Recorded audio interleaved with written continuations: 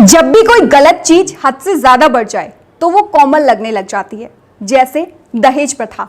नमस्कार, नेशनल खबर का हाई वोल्टेज प्रोग्राम देख रहे हैं आप और आपके साथ मैं हूं भारती बघेल। आज देश में 90% लड़के ऐसे हैं जिनकी शादी में दहेज लिया जाता है, लेकिन दहेज मांगते वक्त इनकी आंखों में जरा सी भी शर्म नहीं होती, क्योंकि अब ये इनकी आदत में आ गया है। और जब चीजें आदत में आ जाती हैं तो वो नॉर्मल लगने लग जाती हैं। कितनी खराब प्रथा है जिसमें बेटी भी जाएगी और पैसा भी लेकर जाएगी। जब किसी घर में बेटी पैदा होती है और वो 5 साल की होती है तो उसका पिता उसको पढ़ाने से ज्यादा उसके दहेज के लिए पैसे जोड़ना शुरू कर देता है। जरा सोचिए ऐसे लोगों का जो अपने लड़कों को पढ़ा लिखाकर बड़ा करने में भिखारी बन जाते हैं और जिन्हें दहेज की जरूरत महसूस होने लग जाती है। तो फिर उस पिता का क्या जिसने अपनी लड़की को पढ़ाया लिखाया है, उसकी स्थिति भी तो ज्यादा अच्छी नहीं होगी। मेरा बस इतना कहना है कि अगर आपसे कोई दहेज मांगे तो उसे सिर्फ भीख दीजिए, बेटी नहीं। और आज इस शो के बाद हर बेटी ये प्रण ले कि वो वहां शादी नहीं करेगी जहां दहेज मांगा जाता है। तो चलिए चर्चा को आगे बढ़ाएंगे और इस चर्चा में हमारे साथ 2 खास मेहमान मौजूद हैं। पहली है प्रियंका जी, जो कि पेशे से वकील हैं और महिलाओं का पक्ष रखेंगी। दूसरी हमारी जो खास मेहमान हैं वो हैं बरखा जी, जो कि पुरुष आयोग नाम का NGO चलाती हैं और जो पुरुषों का पक्ष रखेंगी। तो आप दोनों का हमारे इस प्रोग्राम में बहुत बहुत स्वागत है। नमस्कार। तो सबसे पहला सवाल, जो मेरा पहला सवाल है वो आप दोनों से है, जिसका जवाब मैं बारी बारी से लेना चाहूंगी कि दहेज प्रथा गलत है, ये तो हम सभी जानते हैं, लेकिन इसके लिए जिम्मेदार कौन है? सबसे पहले प्रियंका जी मैं आपसे जवाब लेना चाहूंगी, उसके बाद इसी सवाल के साथ बरखा जी मैं आपके पास आऊंगी। ये एक देखिए, दहेज प्रथा हमारे समाज का एक सोशल ईवल है, इसमें कोई दो राय नहीं हो सकती। दूसरी चीज, every hour one woman is burned और dies in India because of dowry. ये भी स्टैटिस्टिक्स है NCRB की। तो ये 2 स्पष्ट बातें हैं। अब क्या है कि बिटवीन अ डाउरी केस जो 498 A है and between a dowry death जो 340B है, उसको कवर करने के लिए कुछ सेफगार्ड्स थे पहले हमारे लॉ में। आज भी है, बट थोड़े लंबे हो गए और इलैबोरेट थोड़ा टाइम कंज्यूमिंग हो गए। तो ये एक सोशल इवन है। अब जो बात बार बार उठती है 498A के मिसयूज की, मुझे पता आप इस पे आएंगी, क्योंकि कौन एग्जैक्टली तो मैं ऑलरेडी आपको बता रही हूँ, क्योंकि आपका क्वेश्चन था कि किसको ब्लेम कर सकते हैं। तो इसलिए ये समझना जरूरी है 498 ये मिसयूज कौन करता है। अब क्या होता है कि 498 का ऑब्जेक्टिव था इंटीरियर्स में, तो वो अभी तक पहुंचा नहीं पूरी तरह से, अब जाके पहुंचने लगा था ठीक से। 1997 का केस अगर जाके 2017 में, अभी पीछे अगर 2021 में आ रहा है, 28 में 2021 को जो जजमेंट आया वो 1995-1996 का एक केस है।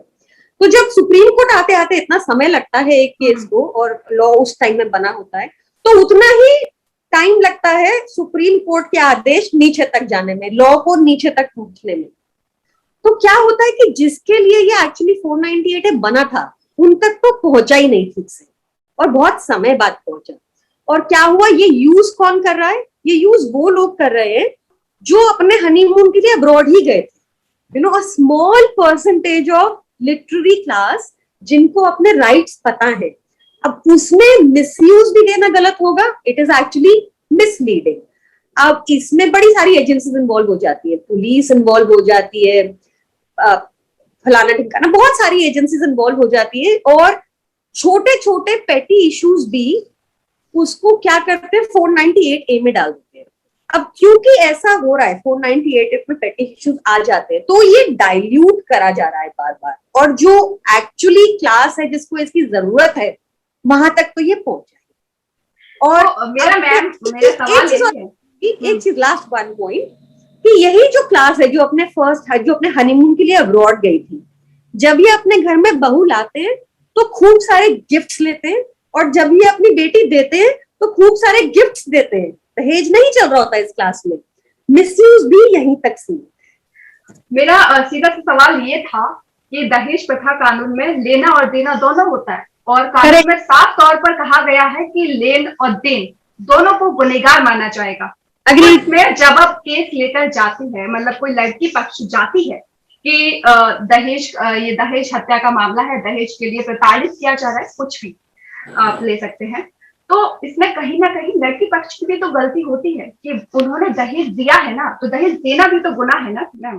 तो हमारे समाज की एक सच्चाई को हमें समझना पड़ेगा। लड़की is not the first citizen in this country. बेटे की प्रेफरेंस रहती है। आज की डेट में भी आप नीचे चले जाएं, लड़कियां आगे बढ़ी हैं, डेफिनेटली फाइनेंशियली भी बढ़ी हैं, पढ़ाई में भी बढ़ी हैं, बट अभी भी there is a long gap to cover. अभी भी हमारे देश में हर 1 मिनट में एक रेप होता है और हर 1 घंटे में एक डाउरी डेथ होती है। तो ये स्टैटिस्टिक्स है जिसको हम नकारा नहीं कर सकते। अब आप जो बात कर रहे हैं उस पर सोशल इकोनॉमिक कंडीशन भी बहुत सारी है। अब नीचे अगर लड़की दहेज में स्कूटर नहीं लेके जाएगी तो आगे शादी नहीं होगी।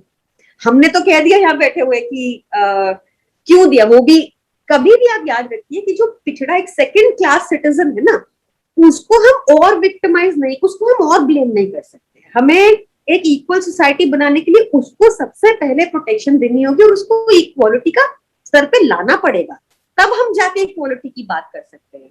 आपको पता ही होगा छोटी जगह में कहाँ शादी होगी अगर एक बाली नहीं दी या एक स्कूटर नहीं दिया या एक भैंस नहीं दी, ये तो चलता ही है, आपको लेकिन पता है। कहीं ना कहीं बढ़ावा तो हम ही देते हैं ना, देकर मैम। अच्छा ठीक है मैम, इसी के साथ मैं बरखा जी के पास आना चाहूंगी और इसी पर मैं बरखा जी की राय लेना चाहूंगी कि इसके लिए जिम्मेदार कौन है।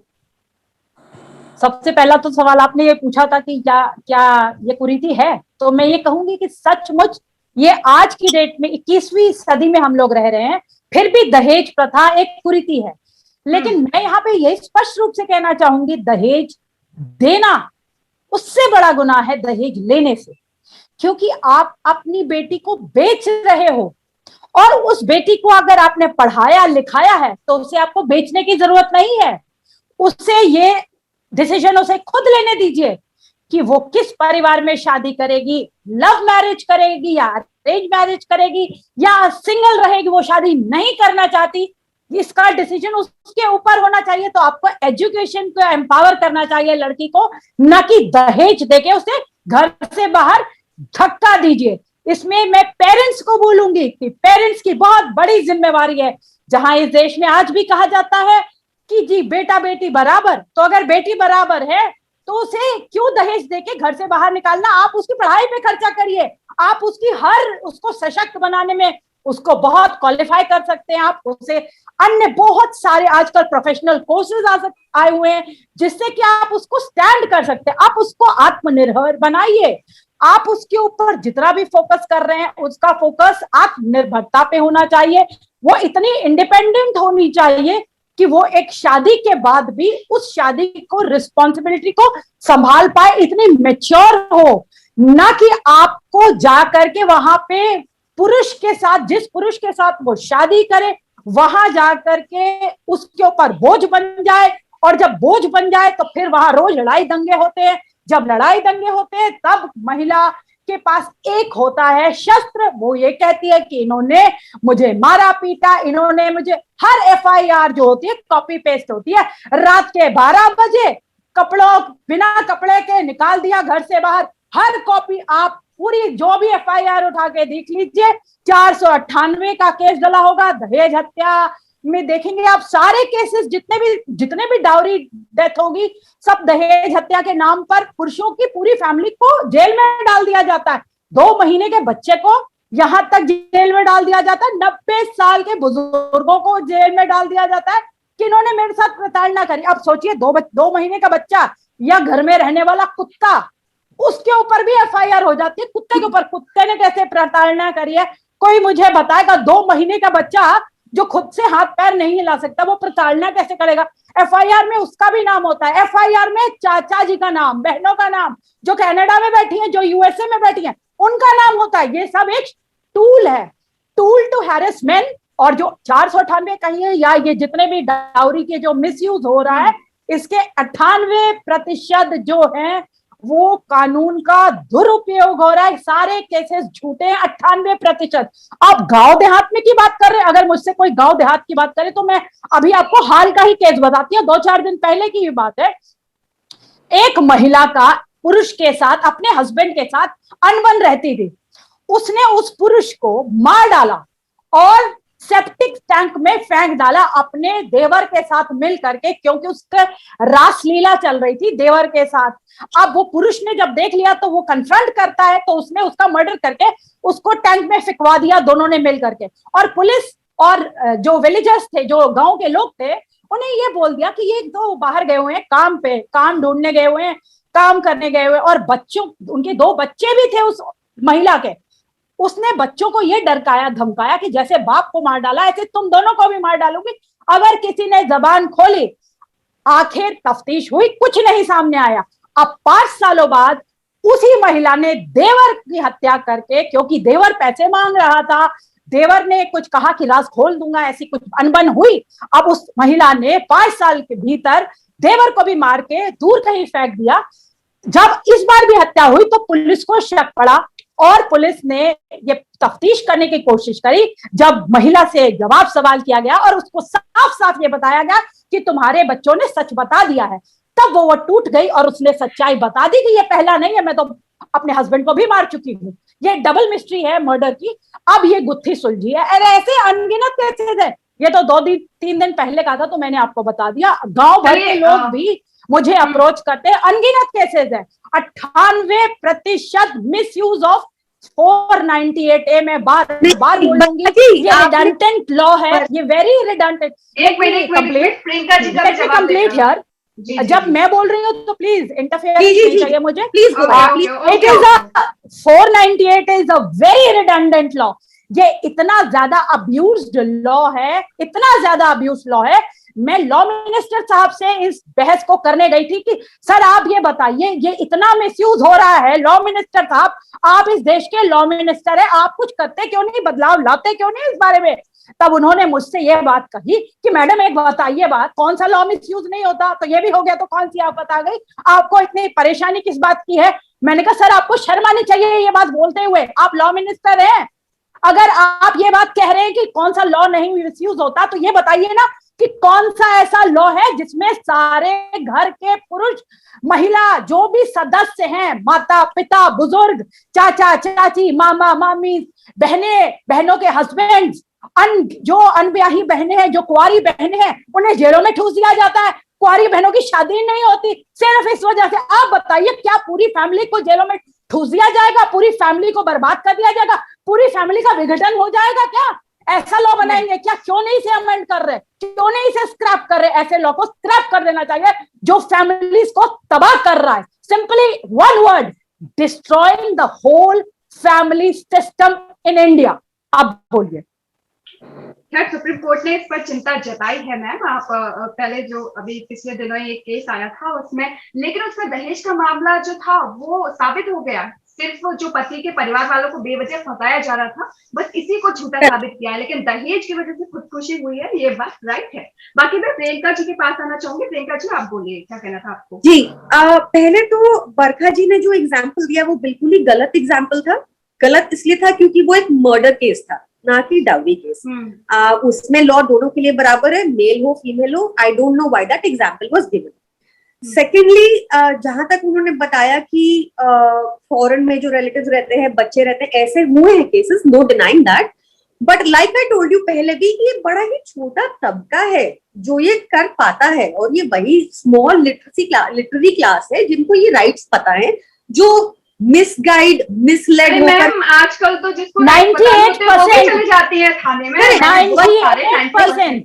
मैं दोबारा से बोल रही हूँ, 98% है आंकड़ा। गलत बोल रही है, हवा में बोल रही है स्टैटिस्टिक्स। नहीं, हवा में नहीं बोल रही, हवा में नहीं बोल रही। 498 कुछ कहता है, 498 का डाटा यही कहता है। मैंने आपको नहीं इंटरप्ट किया। अब आप मेरे एक एक करके बोलिए प्लीज, एक एक। जी 98% ऐसा कोई डाटा नहीं है, ये नया हवा में डाटा आया, ये मेरे को नहीं पता कहाँ से आया। लेकिन एक बात तो हकीकत है ना कि आज चाहे अनपढ़ भी लड़की हो, उसके वो भी अगर कोई भी केस होता है ससुराल में तो तुरंत उठा के उसके घर वाले, जो उसके मायके वाले हैं, चल देते हैं थाने में। 2 मिनट दीजिए, मैं आपको एक चीज बताती हूँ। थोड़ा एक मिसकंसेप्शन है, इसको थोड़ा दूर किया जाए। बिल्कुल बिल्कुल। देखिए 498 केस जब एक बार कर दिया तो पहले तो मैं आपको बता दूं, ना FIR आसानी से होती है और ना अरेस्ट आसानी से होता है। दिल्ली में सिस्टम क्या है, दिल्ली में पहले केस जाएगा क्राइम अगेंस्ट वुमेन सेल में, बरखा जी को भी पता है। वहां जाएगा, उसके बाद मीडिएशन होगी, बहुत लंबी मीडिएशन चलेगी, मीडिएशन फेल होगी तो एफआईआर होगी, और वो भी एफआईआर विदाउट अरेस्ट ही होती है मोस्टली। पहली चीज ये, तो ये लॉ काफी डाइल्यूट कर दिया जा चुका है। मुझे एक्चुअली लगता है कि 498A से लेकर जो डाउरी डेथ के बीच का सफर है, उसमें विक्टिम बहुत अनप्रोटेक्टेड है। अब मैं आपको एक छोटा सा हाइपोथेटिकल एग्जांपल देती हूँ। एक लड़की बुलंदशहर की किसी तरह बचते बचाते पुलिस स्टेशन पहुंच जाती है कि मेरे को प्रताड़ित किया जा रहा है, मुझे मारा पीटा जा रहा है डाउरी के लिए, मुझे बचा लीजिए। अब पुलिस के पास 2 हफ्ते का टाइम तो है ही, 2 हफ्ते का टाइम तो है ही इंक्वायरी करने के लिए। अरेस्ट तो करेगी नहीं, क्योंकि अरेस्ट का अगर कर सकती है, पर जिस तरह से कम्युनिकेट होता है ना, नो ऑटोमेटिक अरेस्ट, जब कोर्ट बोल देता है, फिर मीडिया बोलती है no automatic arrest, no automatic arrest, तो नीचे कम्युनिकेटर से होता है कि अरेस्ट करना ही नहीं है। ठीक है, तो इसमें अब ये जो पीरियड है 498A से लेकर डाउरी डेथ का, इसमें प्रोटेक्शन कहाँ है वुमन के पास? वो अगर पुलिस स्टेशन चली गई और पुलिस एफआईआर नहीं करती, करनी चाहिए उसको, पर नहीं करती, तो वो कहाँ जाएगी? यूपी में बुलंदशहर में उसके माँ बाप उसको घर से निकाल देंगे, उसके इनलॉज अगर वापस ले लेंगे तो उसको जला पीट देंगे। क्यों? ये आप समझे, बड़ा ही ऐसे थोड़ी हर 1 घंटे में एक डाउरी डेथ हो रही है, इस लॉ के बावजूद भी हो रही थी ना, तो कैसे मिसयूज हुआ? यूज ही नहीं हुआ, मेरा कहना है, ठीक से यूज ही नहीं हुआ। एक चीज, दूसरी चीज आप देखें, बड़ी रिसेंटली एक केस आया था, 2019 की बात है, अगर आपके पास वीडियो हो तो जरूर चलाइएगा। मद्रास हाई कोर्ट के अलेजिडली, मद्रास हाई कोर्ट के जज हैं, अलेजिडली उनका बेटा साथ में है, अलेजिडली उनकी वाइफ साथ में है, अलेजिडली उनका हाउस हेल्प साथ में है, जो अपनी बहू को अंधाधुंध पीट रहा है, इधर उधर हाथ लगा रहा है, वीडियो में भी साफ दिख रहा है, और उसकी एफआईआर बड़ी मेहनत से हुई, आज तक उसमें कोई अरेस्ट नहीं हुआ। तो अरेस्ट इज नॉट इजी। आप पहले एफआईआर करा के दिखाइए प्रैक्टिकली मुझे।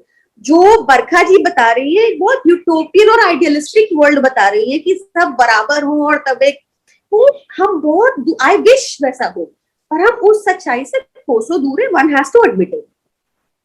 बरखा जी, आप कुछ कहना चाहिए इस बारे में? सबसे पहली बात तो ये बताना चाहूंगी आपको कि मैं ग्राउंड में करती हूँ काम, और मुझे अनगिनत माओं के और बहनों के फोन आते हैं जहां की एक छोटी सी अनबन होती है, इतनी छोटी कि ये सब्जी में नमक ज्यादा है, इसको थोड़ा ठीक कर लो बेटा, या कुछ बना लो बेटा, काफी देर हो गई है, सुबह के 11 बज गए हैं, नाश्ता नहीं बना है, बेटा घर से बाहर चला जाएगा तब नाश्ता मिलेगा क्या, कुछ कर लो, थोड़ा सो के उठ जाओ, जल्दी थोड़ा तो उठ जाया करो। इतनी छोटी सी भी बात अगर सास ने या ससुर ने कह दी या पति ने भी कह दी, यहां से झगड़ा छोटी सी बात पे स्टार्ट होता है और जाता कहाँ है, खत्म कहाँ होता है? और रुको बढ़िया, तेरे को जेल में अंदर करवाया ना, ये टर अपनी बंद कर दे, बोला मत कर ज्यादा। और हस्बैंड को कमरे में लेके गई कि इन दोनों को जरा घर से बाहर निकाल दो, अगर तुमको समझ आ रही है ना, नहीं तो मैं तुम्हारे ऊपर इतने केसेस डालूंगी ना, इतने केसेस, जेल में चक्की पिसवाऊंगी तुम्हें। और बताती हूँ तेरे को, रात को घर मत आ जाइयो, खाना मैं नहीं दूंगी और सेक्स भी नहीं होगा मेरे पास, नहीं, मैं किसी भी तरीके से तेरे साथ सेक्स नहीं करूंगी जब तक इन दोनों को ओल्ड एज होम नहीं निकाल के फेंक के आता। इन दोनों को आज क्या, जिनको बाहर निकाल, मैं नहीं रहने वाली यहाँ पे। ऐसी कंडीशंस है मैडम, मेरे को बोलने में भी शर्म आती है। मेरी हर घर में हो रहा है, हर घर में की कहानी है, और बुजुर्ग बेचारे सिसकियां भर भर के रो रहे हैं। इस देश में जो लोग कहते हैं सीनियर सिटीजन की सुनवाई होनी चाहिए, वो हमारे धरोहर है। अरे जाके तो देखो सीनियर सिटीजन का तुमने कितना बुरा हाल कर रखा है, ना तो वो बोलने जोगे हैं ना वो चुप रहने जोगे हैं। अपनी इज्जत बचाने के लिए वो चुप बैठे हैं घरों में, वो बोले भी तो किसको बोले, सुनवाई कहाँ होती है? अगर महिला को, जो एक डॉटर इन लॉ है, वो धमकाती है, तो एक सास कहीं पे भी रिपोर्ट नहीं कर सकती, उसकी कहीं सुनवाई नहीं है। अब तो कानून में आ गया ना मैम, आप फिर गलत, झूठ है, ये सब झूठ है, ये सब झूठ है। एक सास की कहीं सुनवाई नहीं है। अब तो हो सकती है, अब तो हो सकती है, अब तो नहीं हो सकती। यही आपको भेजू उन सासों के, आपको भेजू उनकी रिपोर्टें, आपको भेजू। रेटोरिक नहीं, रेटोरिक बंद कीजिए बरखा जी। बरखा जी खाली आप मेरे पास अनगिनत केसेस हैं जहाँ पे मदर इन लॉ को इंडिविजुअल केसेस का मत आइए, इंडिविजुअल केसेस नैरो व्यू है। और बताती हूँ ये दहेज प्रताड़ना का केस कब आता है? जब नई नई शादी हुई होती है, एक्सपेक्टेशंस बहुत होती है। अब एक्सपेक्टेशंस पूरी नहीं होती तो दहेज प्रताड़ना का केस आ जाएगा। दूसरी तरफ पहले बॉयफ्रेंड के साथ चक्कर जो चल रहा होता है, हस्बैंड के साथ शादी कर दी जाती है, अब बॉयफ्रेंड वाला जो चक्कर है वो फिर से चल रहा है। उसमें क्या होता है कि बॉयफ्रेंड की एंट्री होती रहती है रोज रोज, हस्बैंड को पता चल जाता है जिस दिन वो देखिए, मर्यादा मर्यादा मर्यादा बनाए रखिए मैडम। मैं आपको सच्चाई, इसमें मर्यादा वाली क्या बात है भाई? सच्चाई ठीक है, लेकिन सच्चाई पर उंगली उठाना मान लिया कि ऐसे मैंने किसी का नाम मैंने किसी का नाम लिया? मैंने ये बोला कि हस्बैंड होते हैं, लेकिन मैम आप जरा कन्फ्रंट करता है तब ऐसे केसेस आते हैं कि दहेज प्रताड़ना डाल देंगे, डोमेस्टिक वायलेंस का केस डाल देंगे, अननेचुरल सेक्स डाल देंगे, रेप डाल देंगे, देवर के ऊपर डाल देंगे,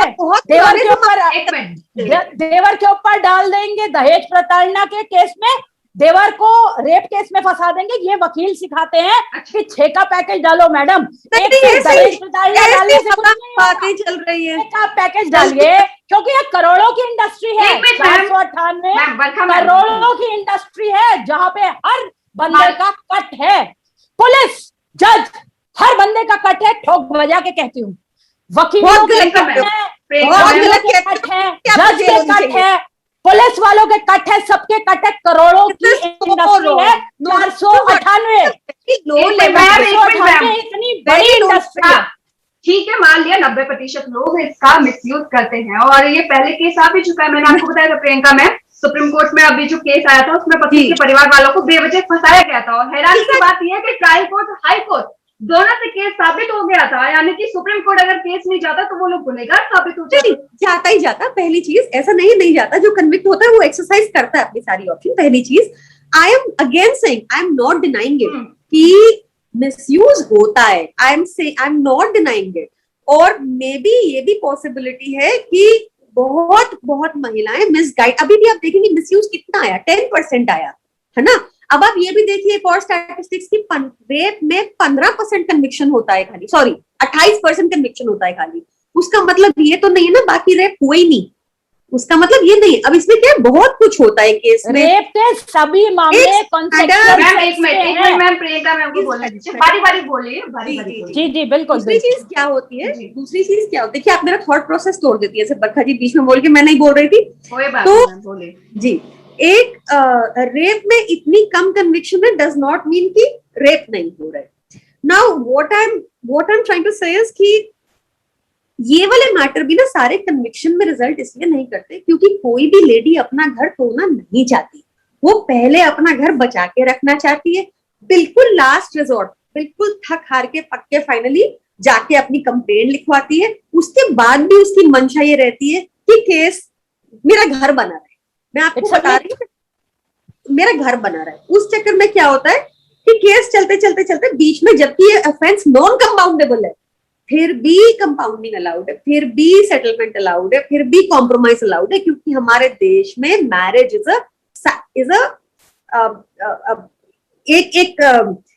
it's not a contract marriage जैसे बाहर होती है। हमारे यहाँ पर एक डिफरेंट कॉन्सेप्ट ऑफ मैरिज है, तो उसको बचाना पे फोकस ज्यादा रहता है, कोर्ट का, फैमिलीज का, हस्बैंड का, वाइफ का। ये जो आप मुद्दे सुन रहे हैं बीच में इक्का दुक्का, और मैं बरखा जी की सारी बातों को सिरे से खारिज करती हूँ। बिना सर पैर की बातें थी, एक भी कुछ इक्का दुक्का एग्जाम्पल होते, इन्होंने बहुत गलत कहा जजेस के लिए, बहुत गलत कहा लॉयर्स के लिए। ये एक एग्जाम्पल उठाती है, ये सबको अप्लाई कर देती है। सुप्रीम कोर्ट ने भी अभी रिसेंटली ऐसा ही किया था, सुप्रीम कोर्ट ने भी ऐसे रिसेंटली किया था, क्योंकि अब देखिए 498 है जो कंप्लेन कर रही है, और जहां तक डाउरी डेथ का सफर है उसको लूप होल छोड़ दिया। उसमें अब पुलिस की इंक्वायरी होगी 2 हफ्ते, पुलिस उसके बाद बताएगी, मजिस्ट्रेट के पास जाएगी, मजिस्ट्रेट फिर देखेगा एड्रेस होना कि नहीं होना। आपको लगता है यूपी में जहां पे लड़कियां जला के मार दी जाती है, वहां पे 2 हफ्ते में क्या होगा, कहाँ जाएगी वो लड़की? तो ये बहुत ही बड़ा लूप होल है। वापस इसको क्यूरेट कैसे करना होगा? Only this मुद्दा should go to the parliament. See, judges का क्या होता है, they come with their own experience. एक जज है, उनका अपना एक्सपीरियंस है, उनके आगे एक केस आया, वो अपने एक्सपीरियंस से उस पर जजमेंट देते हैं, ठीक है ना। अब क्या होता है, पार्लियामेंट में जनप्रतिनिधि होते हैं, जनप्रतिनिधियों के पास लगातार कंप्लेंट्स जाती है, उनका जनता के साथ लगातार कांटेक्ट रहता है, उसमें एनजीओ से कंसल्टेशन होती है, जॉइंट कमेटी की कंसल्टेशन होती है, और फिर जाके कोई लॉ बनता है। 498 भी ऐसा तो आया, बरखा जी एक सेकंड, 498 भी ऐसे तो आया नहीं था। पहले 70s में एक बहुत स्ट्रॉन्ग मुहिम चली थी, वो 80s में जाके परिपक्व हुई, 83 में जाके 498 आया है। तो ऐसे ही नहीं हवा में आ गया था, और ऐसे ही अब, बट हाँ डाइल्यूट हो गया है, और ऐसी बरखा जी जैसी आवाजों को और थोड़ा स्टैटिस्टिक्स देखनी पड़ेंगी, अच्छे से समझना पड़ेगा, इंडिविजुअल केसेस के रेफरेंसेस, वो भी मर्डर का बीच में डाल के, ये सब रेटोरिक है। This is harmful to women, this should be stop. वो जो मर्डर वाला केस बताया आपने दोबारा से रिपीट कर दिया, तो मैं उसमें आपको क्लैरिफिकेशन दे दूं कि वो वहीं से शुरू हुआ था, दहेज से शुरू हुआ था, और उसके बाद जब दहेज से शुरू हुआ था, और जब देवर के साथ पकड़ा गया, जब देवर के साथ पकड़ी गई तो कन्फ्रंट किया था हस्बैंड ने, तब उसे मारा गया था। खैर उसको भी अभी छोड़िए, अभी आपको मेन मुद्दा बताती हूँ कि सुप्रीम कोर्ट क्या बहुत बातें कर रही हो। तो सुप्रीम कोर्ट ने ही बोला है कि इट इज लीगल टेररिज्म। आप शायद ये बात तो जानती होंगी, मैं ये समझती हूँ कि सुप्रीम कोर्ट ने ही ये कहा था कि ये लीगल टेररिज्म है। और 498 इतनी बड़ी इंडस्ट्री है, इतनी बड़ी इंडस्ट्री है, 98% of the 498 found false cases हैं ये सारे के सारे, और टाइम आ गया है इसको स्क्रैप कर देना चाहिए। और अगर हमारी तो सिर्फ एक ही डिमांड है पार्लियामेंटेरियन से, लॉ मेकर से, कि इसे स्क्रैप कर दिया जाए, इसे खारिज कर दिया जाए। अगर हम फैमिली को बचाना चाहते हैं, अगर हम फैमिली सिस्टम को आज अपने साथ रखना चाहते हैं, जिसके लिए हम माने जाते थे, हम सोने की चिड़िया कहे जाते थे, इसीलिए क्योंकि हमारे फैमिलीज में एक बहुत अच्छा सा एक समन्वय था, हम इकट्ठे रहते थे। आज के डेट में ये सब कुछ हमने फैमिली सिस्टम खत्म कर दिया। एक दूसरे के ऊपर आरोप लगाते हैं, और झूठे आरोप में सासे माओ का जो तिहाड़ जेल है वो बैरक भरा हुआ है सासों से और बहनों से। पूछिए उनसे जाकर के कि कितना बुरा हाल है उनका। एक पूरा एक बैरक है तिहाड़ जेल में। कभी उनके बारे में भी सोचिए कि क्या वो महिला नहीं है? महिला है, Priyanka ji, daughter in law महिला होती है क्या? सिर्फ बहू एक महिला होती है? CAW सेल में क्या सिर्फ बहू की सुनवाई होनी चाहिए? माँ की कोई सुनवाई नहीं होती? माएँ चीखती पुकारती रहती है, उनकी कहीं सुनवाई नहीं है। छोटा सा भी झगड़ा हो, धमकी ऐसे मिलती है कि तुम्हारे को दहेज प्रताड़ना के केस में अंदर करवा दूंगी, खुलेआम कहा जाता है। तो दहेज स्टार्ट भी किसने किया है? बरखा मैम, दहेज स्टार्ट भी किसने किया है? लड़का लड़की दोनों की गलती है, लड़का पक्ष लड़की पक्ष दोनों की गलती है, दोनों ने दहेज स्टार्ट किया है। और लड़के पक्ष जो बोलते हैं कि बहुएं लड़ रही है, समझदार नहीं मिली, बहुएं आरोप लगा रही है, तो समझदार बहुएं आपने मांगी कहाँ थी? आपने तो दहेज मांगा था, तो खाइए फिर उसे। फिर तो ये सवाल करने का जवाब ही, सवाल करने का उत्तर ही नहीं है ना ये। बिल्कुल, दहेज मांगना भी मांगी नहीं थी। दहेज लेना और दहेज मांगना दोनों बहुत बड़े गुनाह हैं। लेकिन फिर वही वापस आऊंगी, कहूंगी कि दहेज जो ले रहा है उससे बड़ा गुनाहगार तो जो दे रहा है, देने वाला ज्यादा बड़ा गुनाहगार है। इसे रोक देना चाहिए। लेकिन आप अपनी बेटी की शादी कराना चाहते हैं बड़े बैंक बैलेंस वाले से, जो आपको अब्रॉड घुमाने लेके जाए। कमरे कितने हैं, AC कितने हैं, आपके घर में ज्वेलरी कितनी चढ़ेगी, आप क्या सुख सुविधा देंगे मेरी बेटी को? अगर आप ये चीजें देखेंगे तो आप यही सब सुनेंगे, यही सब होता रहेगा। इसे बंद करना होगा। आप बड़े बड़े IAS ऑफिसर क्यों ढूंढते हैं? आपने कभी सुना है किसी लड़की को गरीब लड़के के साथ शादी करते हुए? आपके पास हजारों लाखों लड़के होंगे गरीब लड़कियों के साथ शादी करने वाले, लेकिन वो लड़कियां कहाँ हैं जो कहें कि हम गरीब लड़के के साथ शादी करेंगे? हम दोनों आपस में पैसे कमाएंगे, हम पैसे इकट्ठे कमाएंगे और फिर उसे स्पेंड करेंगे। ऐसे बहुत ऐसे आपको ना के बराबर केसेस मिलेंगे। एम्पावर करिए लड़की को, लड़की और लड़के दोनों को बराबरी की बात समझाइए। एम्पावर करिए एजुकेशन से, एजुकेशन को स्ट्रॉन्ग करिए, एम्पावर करिए लड़की को, हर लड़की को एम्पावर करिए। प्रियंका मैम, 2 शब्द मैं आपसे भी लेना चाहूंगी, टाइम हो गया है। तो प्रियंका मैम, आप कुछ बोलना चाहेंगे? I absolutely agree with Barkha ji की अगर किसी को हमें अपलिफ्ट करना है तो education is the only tool, there is no substitute to it. ये बिल्कुल सही है। बरखा जी की दूसरी बात एकदम गलत है कि जो महिलाएं हैं वो कहाँ, बाकी महिलाएं भी हैं, सास है एक्सेट्रा हैं, उनके लिए उनकी कहाँ सुनवाई है? There is domestic violence act now, हम सबको पता है, उसमें उनकी पूरी की पूरी सुनवाई है, कोई दिक्कत की बात नहीं है। तीसरी बात मैं फिर से ये दोहराना चाहूंगी कि I do want at some point कि एक इक्वालिटी हो और मेंस कमीशन भी है, जो बरखा जी की डिमांड है, बट वो अभी 100 साल दूर है। उसके लिए सबसे पहले जरूरी है एजुकेशन, लाइक इन्होंने कहा, उसके लिए बहुत जरूरी है कि हमारे समाज में, जैसे वो, मैं फिर से बोलूंगी, जस्टिस नूटी रामारोहन राव जी जो मद्रास हाईकोर्ट के जज रहे हैं, अलेजिडली उन्होंने जो थ्रैशिंग की है उसमें बहुत स्पष्ट दिख रहा है, इतने बड़े घर से होकर डाउरी के लिए इतना प्रताड़ित किया है और आज तक अरेस्ट नहीं हुए। तो जब उन घरों में ये हो रहा है तो नीचे वाले घरों में तो हम सिर्फ इमेजिन कर सकते हैं कि क्या हालत होगी। दूसरी में नीचे वाले घरों में फ्राइडे को आती है पुलिस और जबरदस्ती अरेस्ट करके ले जाती है, दबाव बनाने के लिए परिवार के ऊपर। सैटरडे संडे बेटा अंदर सड़ेगा, जो करना कर लो, जैसे करना कर लो, एक्सटॉर्शन बिजनेस चलता है।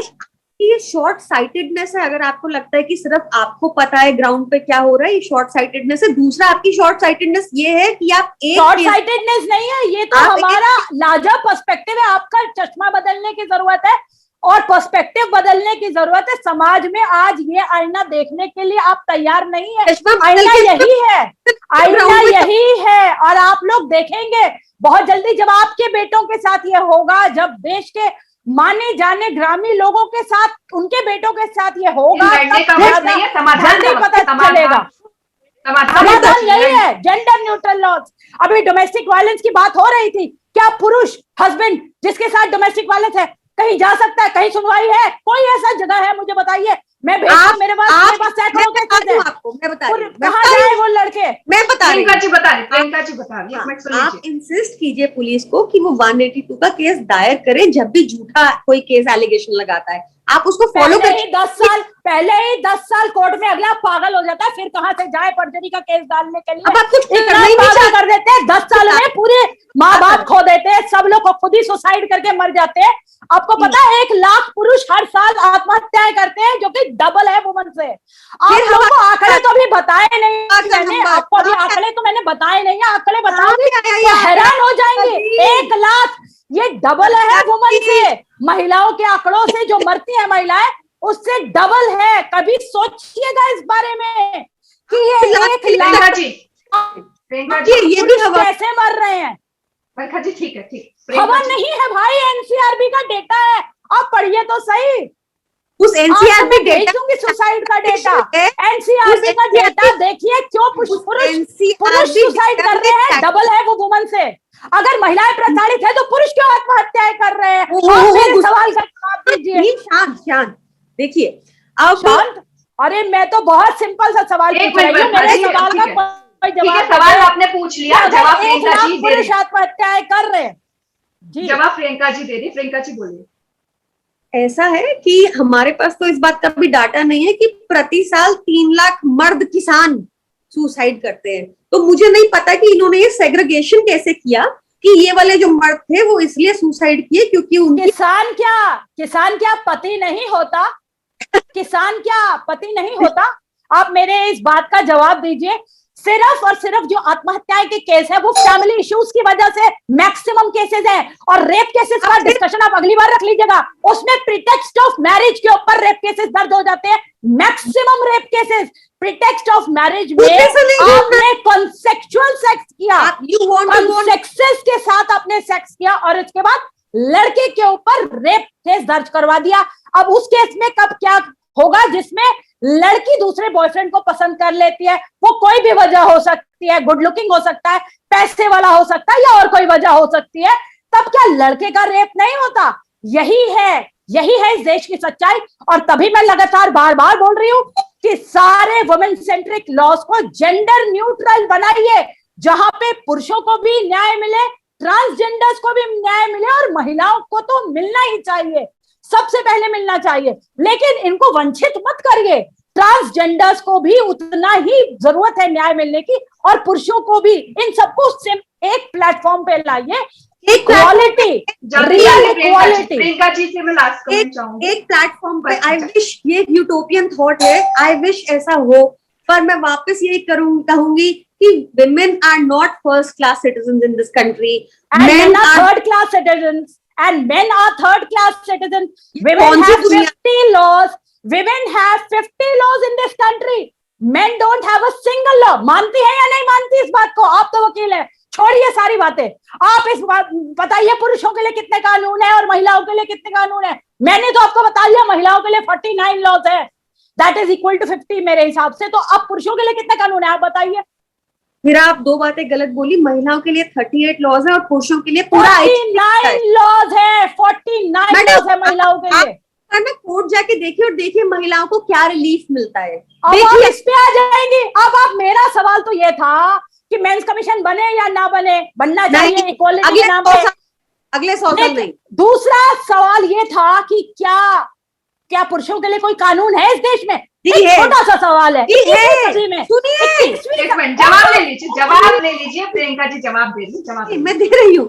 आईपीसी की सारी धाराएं मेन के लिए खुली है। In fact there is a provision of 182। कोई झूठा कुछ भी बोल देंगी, कुछ भी बोल देंगी तो नहीं चलेगा मैडम, नहीं चलेगा मैडम।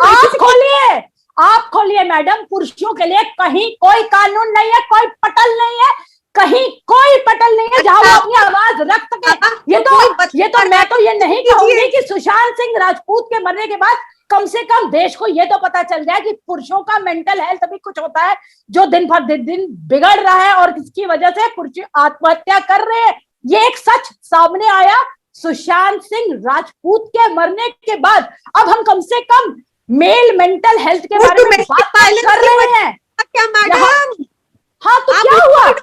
मुद्दे में जोड़ रही है आप मेरे मेंटल हेल्थ, अरे ये सारी वजहें तो है मेल सुसाइड की। अगर मेल सुसाइड ज्यादा हो रही है तभी तो हमें पुरुष के लिए अगर कोई कानून होता, अगर कोई समाधान होता पुरुषों के लिए तो उन्हें सुसाइड करने की क्या जरूरत थी? आप बताइए। आप किसी भी सवाल का जवाब कानून एक भी नहीं है, एक भी कानून नहीं है इस देश में। जाते जाते मैं एक कमेंट लेना चाहूंगी मैम, टाइम हो चुका है। सुशांत सिंह कौन से कोर्ट जाता बताइए? सुशांत सिंह के लिए क्या कोर्ट चाहिए थी आपको? सुशांत सिंह को मजबूर किया गया मरने के लिए, सुसाइड की तरफ धक्का दिया गया। मेंटल हेल्थ चाहिए होता क्योंकि आपके सो कॉल्ड पार्लियामेंटेरियंस को मैं लगातार लिखती रही हूँ। जेपी नड्डा साहब को मैंने हजारों चिट्ठियां लिखी होंगी जहां पे उन्हें बहुत बार बोला है कि मेंटल हेल्थ के ऊपर बात करिए, काउंसलिंग करिए, लेकिन ये कभी नहीं करते। न डेटा है, ना कोई कानून है, ना कोई बजट है। वुमेन पूरा कमीशन है, वुमेन मिनिस्ट्री है, लेकिन पुरुषों के लिए कुछ भी नहीं है। ना कोई कमीशन, ना कोई मिनिस्ट्री, ना कोई नेता जो इस बारे में बात करे, ना कोई मेंटल हेल्थ बात करे। तो क्या हो गया? तो इसमें आप ये क्या कहना चाहते हैं? रखने दीजिए, आप मत रखिए, आप ठीक से नहीं तो आप कौन होती है बताने वाली कि मैं किसका पक्ष रखूंगी किसका नहीं? क्योंकि मैं इसमें डिफरेंशिएट नहीं करती पुरुष महिला में।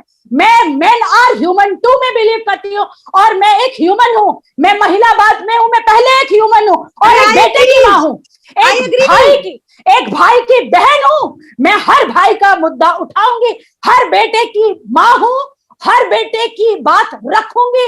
अभी आपने पिछले साल ही देखा था गुड़गांव में कैसे 12वीं कक्षा का बच्चा आत्महत्या करा। क्यों करी उसने? बॉयज लॉकर रूम के बेटे ने क्यों आत्महत्या करी? अब तो बच्चे भी आत्महत्या करने के लिए मजबूर किए जा रहे हैं। फेक डेटा इकट्ठा किया जाता है, फेक डेटा। महिलाएं हैं, फॉरेन फंडिंग की वजह से फेक डेटा इकट्ठा करती है।